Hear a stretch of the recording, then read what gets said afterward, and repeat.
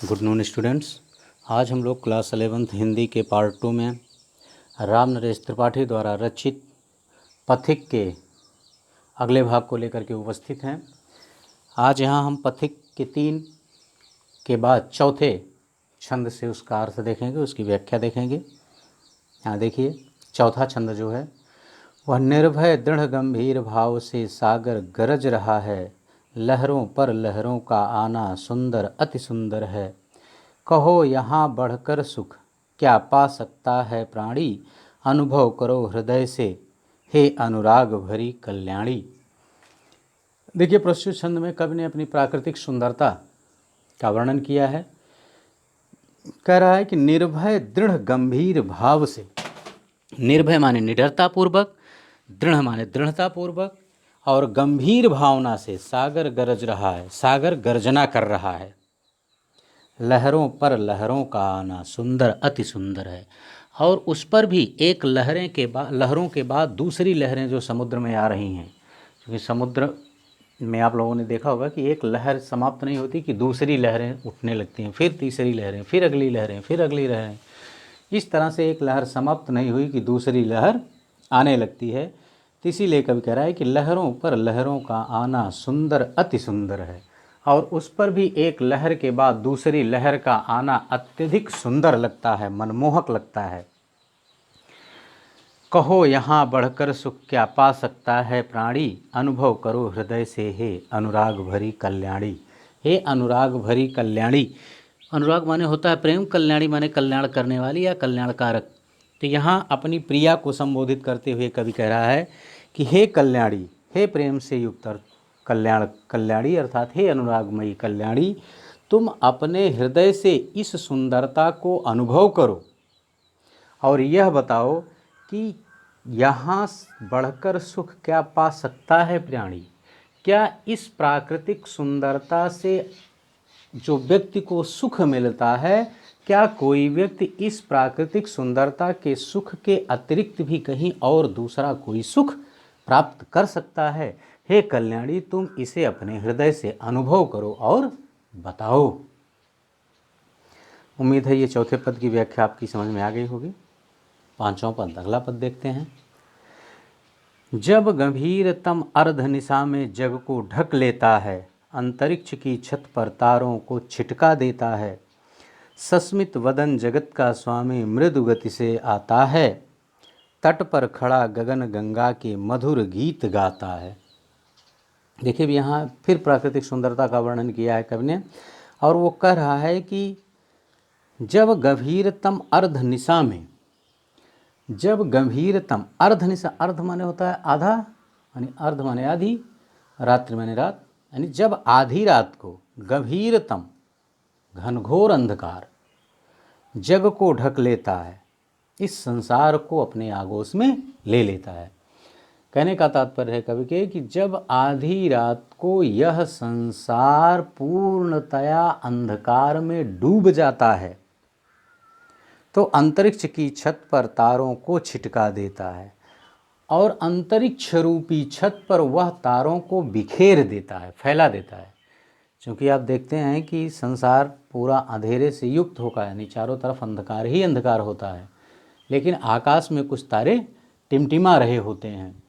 तो वही कवि कह रहा है कि जब अंधकार अर्धरात्र में इस पूरे संसार रूपी घर को ढक लेता है, और इस संसार रूपी घर का जो छत है, अर्थात वह अंतरिक्ष रूपी जो छत है, उस पर जब वह तारों को बिखेर देता है, फैला देता है, तो सस्मित वदन जगत का स्वामी मृदु गति से आता है। कवि कह रहा है तो सस्मित वदन, वदन माने मुख, सस्मित माने मुस्कुराते हुए, जगत का स्वामी अर्थात संसार का मालिक यानी ईश्वर, तो प्रकृति की इस सुंदरता को देख करके ईश्वर भी मोहित हो जाता है, और वह भी मुस्कुराते हुए तट पर खड़ा मृदु गति से आता है। मंथर मंथर गति से, यानी धीमी गति से पृथ्वी पर आकर के तट पर खड़ा, उस आकाश गंगा के किनारे खड़े होकर, समुद्र के किनारे खड़े होकर गगन गंगा के मधुर गीत गाता है। आकाश गंगा के लिए सुंदर सुंदर गीत गुनगुनाता है, गाता है। यानी कब यह कहना चाहता है कि जब आधी रात के समय अंधकार पूर्णतया इस संसार को ढक लेता है, अपनी आगोश में ले लेता है और इस संसार रूपी मकान के छत पर, जिसे अंतरिक्ष कहते हैं, उस अंतरिक्ष में वह तारों को बिखेर देता है। कहने का मतलब है कि पूरा संसार अंधकार से युक्त होता है और आकाश में कहीं कहीं तारे टिमटिमाते हुए दिखाई देते हैं। उस समय यह संसार का स्वामी अर्थात ईश्वर जो है वह मुस्कुराते हुए मंद मंद गति से आता है और इस संसार रूपी सागर कहिए अथवा उस समुद्र के किनारे जहाँ लहरें आ रही, समुद्र के किनारे खड़े होकर के आकाश गंगा के लिए मधुर मधुर गीत गाता है, गुनगुनाता है। उम्मीद है इस पांचवें छंद का भी अर्थ आपकी समझ में आ गया होगा। अगला छंद देखते हैं।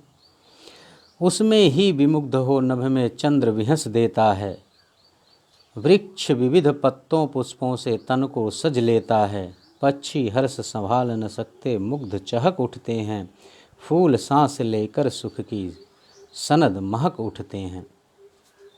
देखिए यहाँ फिर कवि कह रहा है कि उसमें ही विमुग्ध हो नभ में चंद्र विहंस देता है, और उससे मुग्ध हो करके, यानी जगत का स्वामी ईश्वर संसार रूपी सागर के किनारे खड़े होकर के मधुर आकाश गंगा के लिए मधुर मधुर गीत गा रहा है। जब आकाश में निकला हुआ चंद्रमा यह देखता है तो वह भी विहंस देता है, यानी हंसने लगता है। कहने का मतलब है कि ये रात जो है वो पूर्णतः अंधकार युक्त नहीं है, कुछ समय अंधकार है रात में और उसके बाद आकाश में चंद्रमा निकल आता है, तो वही चंद्र विहंस देता है। संसार की या प्रकृति की इस सुंदरता को देख करके चंद्रमा भी मुस्कुराने लगता है। विविध वृक्ष विविध पत्तों पुष्पों से तन को सज लेता है, और इस प्राकृतिक सुंदरता को देखकर जड़ वृक्ष भी अपने आप को संभाल नहीं पाता है और वह भी विभिन्न प्रकार के पत्तों और पुष्पों से अपने शरीर को सजाते हैं, सजा लेते हैं। पक्षी हर्ष संभाल न सकते मुग्ध चहक उठते हैं। हर्ष माने प्रसन्नता, पक्षी माने पक्षी, और पक्षी भी अपनी इस प्रसन्नता को, प्रकृति की सुंदरता को देख करके उनके मन में जो प्रसन्नता होती है वे अपनी उस प्रसन्नता को संभाल नहीं पाते हैं और अंततः चहचहाने लगते हैं, बोल उठते हैं।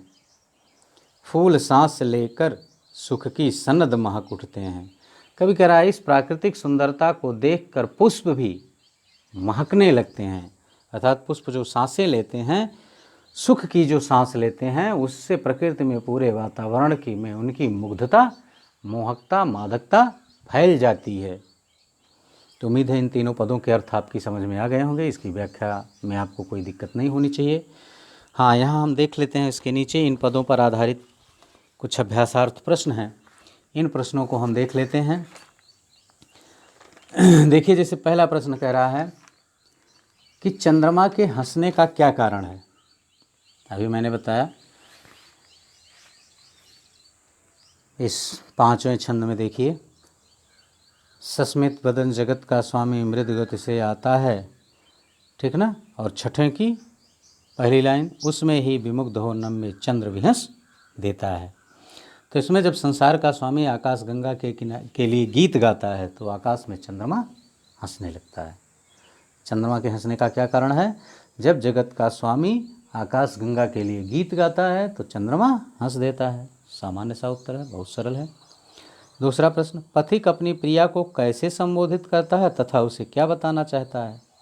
पहले छंद की अंतिम पंक्ति देखिए, यानी चौथे की अंतिम आज का पहला है, अनुभव करो हृदय से हे अनुराग भरी कल्याणी। यानी पथिक जो है वह अपनी प्रिया को अनुराग भरी कल्याणी शब्द से संबोधित करता है और कहता है कि कहो यहाँ बढ़कर सुख क्या पा सकता है प्राणी। यही उसे बताता है और उसे बताना चाहता है कि इस प्राकृतिक असीम सौंदर्य को छोड़ करके क्या मनुष्य को और कहीं कोई सुंदरता मिल सकती है, अर्थात क्या प्राकृतिक सुंदरता का कोई मुकाबला है, अर्थात क्या इसकी कोई तुलना की जा सकती है, यही बताना चाहता है। तो उम्मीद है कि ये दोनों प्रश्नों के उत्तर भी आपकी समझ में आ गए होंगे, आपको कोई प्रॉब्लम नहीं होगी। और यदि कहीं कोई दिक्कत होती है तो आप हमसे कमेंट करके या कॉल करके उस प्रॉब्लम का समाधान प्राप्त कर सकते हैं। यदि वह वीडियो आपको पसंद आई हो तो इसे लाइक और शेयर करना ना भूलें। बेल आइकॉन दबा दीजिए ताकि कोई भी वीडियो अपलोड की जाए तो उसका नोटिफिकेशन आपके पास पहुंचता रहे, ताकि इस वीडियो के अध्ययन के द्वारा आप अपने अध्ययन को गति दे सकें, तीव्रता दे सकें, क्योंकि जो इस समय की समस्याएं हैं उससे निजात पाएँ, हमारा अध्ययन अवरोधित ना हो, बाधित ना होने पाए। इसके लिए यह अति आवश्यक है। अपने दोस्तों के पास भी इसको शेयर कर दें ताकि वो भी इसका अधिक से अधिक लाभ उठाएँ। ठीक है, ओके। इसके बाद हम इसके अगले पार्ट को अगले भाग में लेकर के अगले पीरियड में उपस्थित होंगे। धन्यवाद।